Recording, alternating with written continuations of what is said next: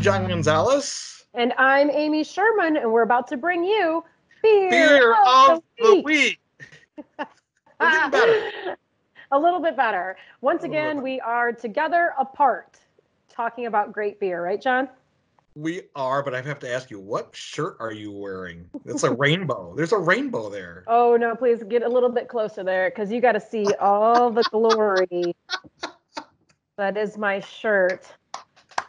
So this is my favorite shirt. Uh-huh. Because there's a cat wearing glasses and UFOs and rainbows. There's a llama that's also a unicorn. Anyways, my brother got my sister and I matching shirts last Christmas. And as I was getting ready today, I realized that, ain't nobody got time to do their hair. So I pulled on my Tigers cap. And then I thought, you know what? It was supposed to be opening day this week. Mm-hmm.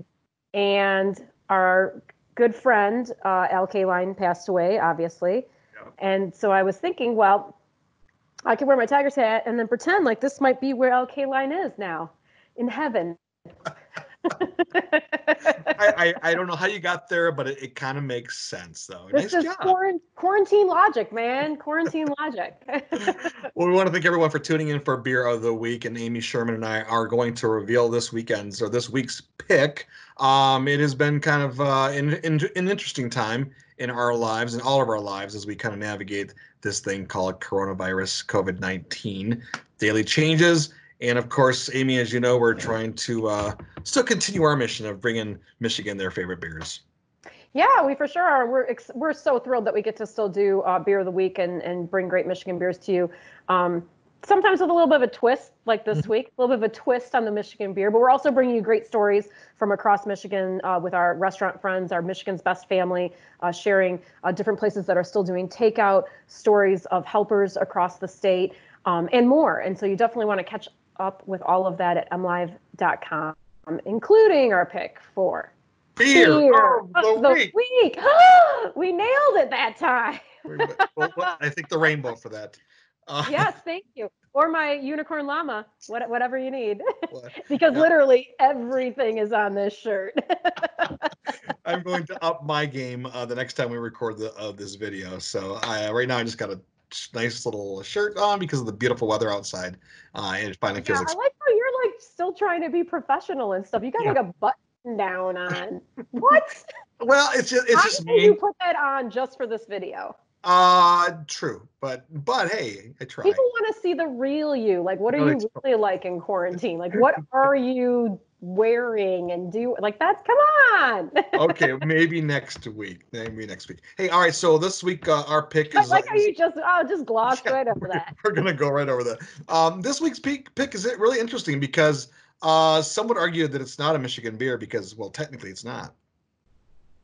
Technically, it's not. So we're going to be 100% honest with you that we're still figuring out how to make this all work. John and I obviously are not together. So when we were talking about what are we going to pick, we just kind of dug through our fridge to see what we had that matched, right? Right. It's a good way to do it. And I thought I had the exact same beer as you, which turns out I didn't. No. I have a version of it, though, so it'll work. Okay. And then also, it's not technically a Michigan beer, but it is part of a Michigan brewing, I don't know, what would be the term, conglomerate? A group of owners. Partners, Let's set the stage here a little bit. So this beer is a flagship beer for this company. Let's do a little tease here, see if people can guess what it is. This beer is a flagship for a major brewery in Florida. This beer, I think you and I have a relationship with it because when we like to spend our spring break and our vacations in Florida, right? It's a beer that we're gonna have no matter what. And I think a lot of Michiganders do, yeah. And when this beer kind of had a relationship with Michigan, it's almost kind of an adoptive beer for Michigan because it makes sense. Okay. Wouldn't you say? Well, no, I mean, we have a relationship with this beer. We do, yes, from our trips to Florida. But now we have an even bigger relationship because of the partnership that's happening with the owners and stuff like that. So let's get to the beer and then let's explain what's going on with it, I think. All right, you got it. I'll debut it right here. Well, you debut it because you have the actual one and I have the one-off. Here it is. Do, do, do, do, do, do, do, do, do. Oh, I love this beer. So it's from Yay! our friends at Cigar City in Tampa, Florida. It's the Jai Alai, and this beer. I mean, they've been brewing beer since 2009. This is one of the first beers they put out. This is a well-known beer throughout the Florida area and all their distribution, and now in Michigan as well, because you can find this beer in Michigan, right, Amy? You can now, and that's part of their partnership with Perrin Brewing in Comstock Park, Michigan. They are part of the Canarchy Corporation, which is a group of different brewers from around breweries around the country. I think there's about, how many are there now, John? 7 or 8 that are part of Canarchy. Yes. And what they do is they share distribution networks. They also do share some brewing facilities with each other to make beers for each other. But really, it's more about the distribution. And so it's brought these beers. One of their partners is Oscar Blues out of Colorado, Cigar City. We've got Perrin here. And it allows them to distribute their beer throughout the country. Now, I know some people are going to complain about this and say that this isn't a Michigan beer. And they're going to complain that this isn't a locally owned company. Perrin isn't locally owned anymore. And I'm going to say, you know what? You got to do what you got to do to have a successful business model. And this is what these guys have chosen to explore. And I think it's kind of an exciting partnership across the country. And I think it's brought great beer to Michigan from all over the United States. That's a good way to put it. There are breweries throughout Michigan that have dealt with different relationships with other breweries outside of the state. And like you, I believe that let's not get into the argument or the discussion of like should be doing this, shouldn't be doing that, because every situation is different. Every brewery is different. Everyone has a different set of priorities. But let's just celebrate great beer. I mean, you and I drink more than just Michigan beer. Let's be honest. We like to explore beers from around the world, right? Yes. I do? No way. Yes, we both do. And so it's okay to drink a non-Michigan beer. I love the philosophy. We go to some places in Michigan where they say, you know what, I don't care if it's a Michigan beer. I'm putting the best beers on tap today. And if the best beer is from California, I'm putting it on. Is that Jack Mercer from Logan's Alley as you're talking? That's our buddy Jack. Be. It is. But I agree with that philosophy. Because why should a subpar Michigan beer, and there are some out there, get a preference over a great beer that we should just check out? So I believe in excellence no matter where it's from. I agree. But okay, so the reason why we feel that this still qualifies as a great Michigan beer of the week is because Perrin Brewing, located just outside Grand Rapids, that's where Comstock Park is, near your house, actually, very, very close to your house.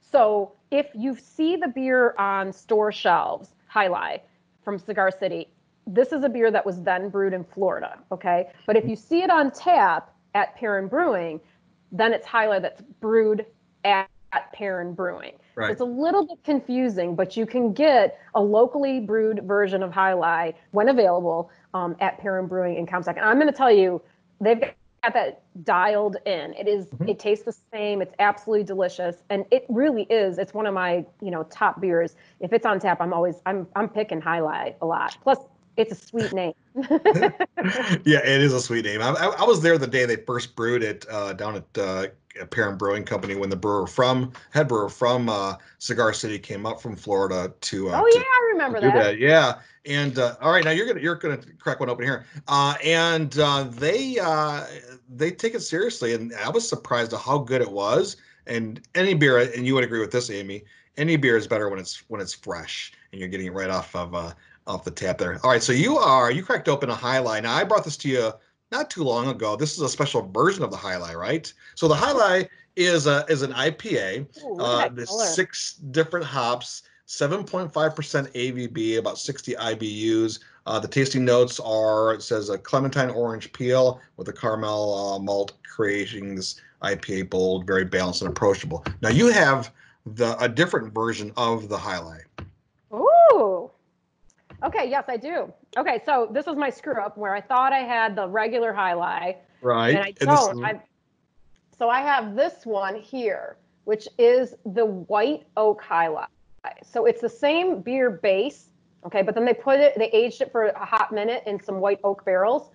So it's going to be totally different, yet the beer itself is the same. So it's the same 7.5 ABV, the same 65 IBUs, but it's just going to have probably a pretty different flavor profile. See, I get a lot of citrus. I do get the clementine to it as well. This is a great summer or spring beer. Yeah, regular High Life is very citrusy, Mm-hmm. which is why I like it. It's kind of a citrus bomb, which is why I think it's great. This one is, Are you getting a lot of oak?